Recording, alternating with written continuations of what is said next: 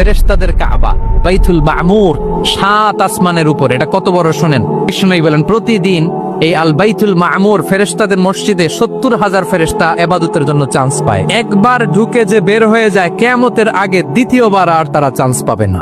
ওইটা শেষ। এরপরে সিদরাতুল মুনতাহা সীমান্ত বৃক্ষ, এটা আরো বড়। ফেরেশতাদের জ্ঞান সীমানা ওইখানেই শেষ। এর উপরে কি হয় ফেরেশতারা আর জানে না। সিদরাতুল মুনতাহার এরিয়া শেষ, এরপরে শুরু হয় আল্লাহুল মাহফুজ, কোরআনের বাড়ি। এটা মিন দুররাতিন বাইদা, সাদা ঝকঝকে ডায়মন্ড দিয়ে আল্লাহ বানাইছে। আমাদের সবার তাকদীর ভাগ্যলিপি ওইখানে লেখা। ওইটা শেষ, এরপরে শুরু হয় লা জামান লা মাকান এরিয়া। ওইখানে কোনো জামান নাই, মাকান নাই, no time no space area শুরু। ওইখানে কুরসি, যেখানে আল্লাহ পা রাখেন বা কুদরতি পা রাখেন।